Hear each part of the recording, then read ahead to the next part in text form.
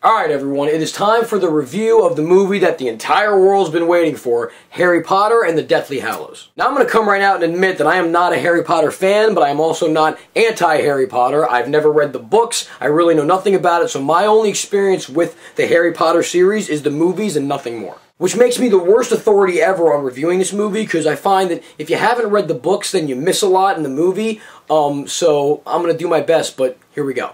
I'm going to say that for me, this movie was a 5, but there are reasons why I think it wasn't as good as it should have been, and I will explain why. First off, not a Harry Potter fan. Don't read the books, don't really know anything about it other than the movies. My ex-girlfriend, huge Harry Potter fan, so I got into Harry Potter for her. So we went to go see the movie the other night, and I gotta tell you, she really liked it. She would have probably given it an 8. So I'm going with pretty much her recommendations in this review. But I find that unless you have read these books and you know everything about Harry Potter, that you're going to be kind of lost unless you have a Harry Potter expert sitting right next to you that you can ask, okay, wait, why did that happen? Then they explain it and then it makes sense. But for Joe Schmo watching it who doesn't know anything about the books, they do not do an adequate job explaining shit. And according to my ex, every time something would happen that I would be like, wait, why did that happen? She would be like, oh, it's because of this, this, this, this, and this. And I'd say, how did you know that? And she goes, well, they explain it better in the book. And I go, well, that doesn't help me.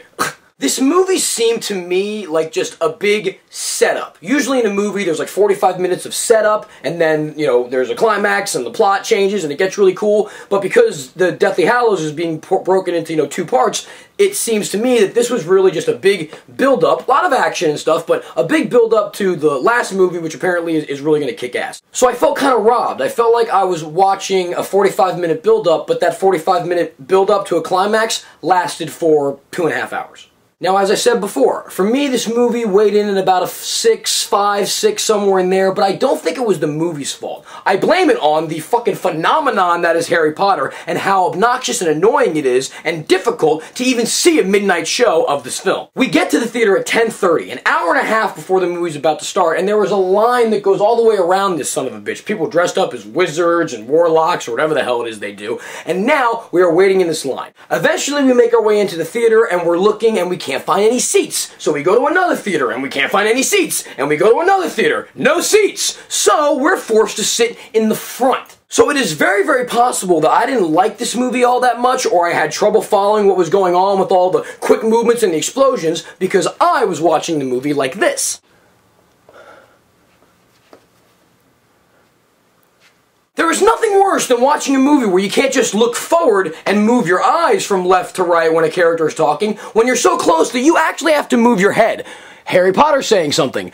Hermione. Harry Potter. Ron. Hermione. Harry Potter. What Harry Potter? What do you think of that, Hermione? It's fucking obnoxious. And from that distance, being this close to a movie screen with all the flashes and the lightning and the wizardry and everything, I felt like I was having an epileptic seizure. They gotta get rid of those seats down in the front. I understand. The movie wants to make more money, the movie theater wants to make more money, but I'm gonna speak for everybody when I say that me personally, I would not mind paying an extra 50 cents a ticket and getting those seats the fuck out of there. You eliminate those seats in the front because nobody likes to watch a movie like this, craning their neck back. You get rid of those, you charge a little bit extra per ticket. That way, the seats that are there make up for the money they lose on those seats. The theater wouldn't make any less money, the movie wouldn't make any less money, and no one would have to go to a chiropractor after seeing the fucking movie. It's annoying, it's obnoxious. When the movie's not sold out, you're like, oh great, I got a ticket. Yeah, but no, because you're gonna be stuck in the front. They upped the ticket price by a quarter or 50 cents or whatever would make up the difference for those 60 seats that you're eliminating. You would have the confidence to know that, you know what, I got a ticket for the Harry Potter movie and I'll be able to watch it like a normal human.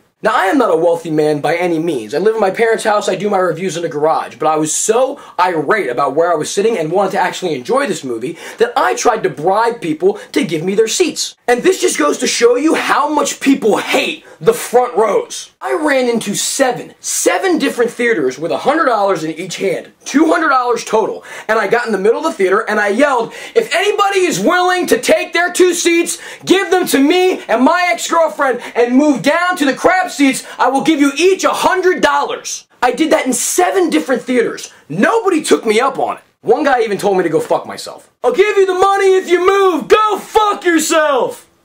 I digress, back to the movie. So, spoiler alert, but not really, because anyone that's watching this review has probably also read the books and knows what's going to happen anyway, but I'm going to say some things that happened in the movie that I liked and didn't like, and something that made me very, very upset. This movie rotates all around them trying to find the Horcruxes. If you don't know what a Horcrux is, I'm not going to explain it. I don't even really know what a Horcrux is, but it's how Voldemort can come back. Very confusing. I was, once again, didn't read the books. But, yeah, the Horcrux, they're looking for Horcruxes. I know a lot of girls that are gigantic Horcruxes. So they're looking for that, and they find it, and there's some action, whatever. I'm more interested, when it comes to Harry Potter, honestly, for me, about the comedic aspect of the movies. They're funny. They make me laugh. It's that cool British humor. A lot of awkward faces and pauses.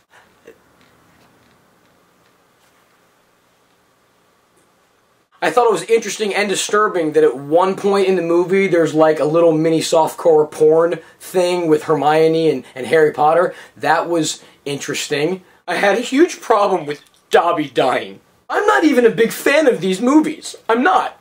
But that house elf from that one movie was so adorable, and he was such a nice person.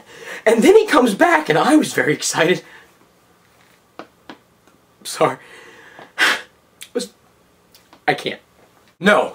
Dobby would want me to forge on and tell his story. I must be strong for that little house elf. My ex tells me that he's back, and I was very excited to see him again, and then they snatched him from me, and I don't know how to take it.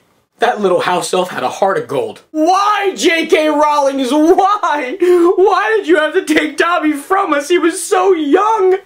Or maybe he wasn't, because he was a CGI house elf, so there's really no telling exactly how old he may have been. He was little, so I'm assuming he might have been young, but for all I know, he was 1,000 years old. Who knows? But it wasn't his time. It wasn't his time. Why? Why? One for me. And one for my Dobby.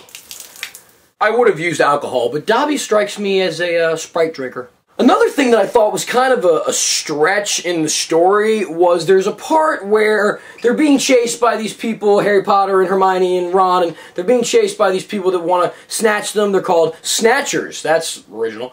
And so they're being chased, and Hermione casts a spell on Harry's face to make his face swell up so that they can't tell if Harry Potter's actually Harry Potter because he looks like a big swollen face, other person. But they capture him and they bring him back to the Ministry of Magic, and Draco's there, and they're asking him, is this Harry Potter? Is this him? We must be sure. And basically they're not positive that the person that they're looking at is Harry Potter. Although it's a very swollen-faced Harry Potter, it definitely looks like Harry Potter, but they're not entirely sure if it is Harry Potter, so they can't kill him yet.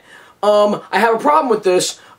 They're wizards and they're magical, mystical people, but they have zero common sense. Here's a kid in front of us with a swollen face that looks very much like Harry Potter, the guy we are looking for. This swollen-faced kid who looks like Harry Potter is also hanging out with Harry Potter's best friends in the whole world, Hermione and Ron Weasley. This swollen-faced kid also has a slight scar on his head. So using the powers of deduction that apparently they don't have, it would seem to me that it would be very, very simple to deduce that this swollen-faced kid is Harry Potter. Well, you look like Harry Potter, you've got a scar like Harry Potter, you're hanging out with Harry Potter's friends who Harry Potter's always with, yet I'm not quite sure if you're Harry Potter. So yeah, that's just stupid. Use your brain, people. Harry Potter. And real quick before I go, this is really all Hogwarts' fault when you think about it, because they should have just eliminated the House of Slytherin centuries ago. That's why all these problems are happening. Everyone in the Slytherin house is a dick. An evil dick. You get rid of the House of Slytherin, you just don't allow them to be in the school, and then you'd have all a bunch of happy Hufflepuffs, Ravenclaws, and Gryffindors, and there would be no issues. The minute that hat puts you in Slytherin, the entire faculty should be like, Wingardium Levioso! Into a volcano. You're a dick. So that's my review. Probably the worst review I've ever done of the biggest movie that I reviewed so far. Kind of counterproductive, but I hope you enjoyed it. Let me know what you think. Throw the comments at the bottom, man. If you can help me understand this movie a little bit better, I'd really appreciate it. So hope to see you then, and I will talk to you guys later. Bye.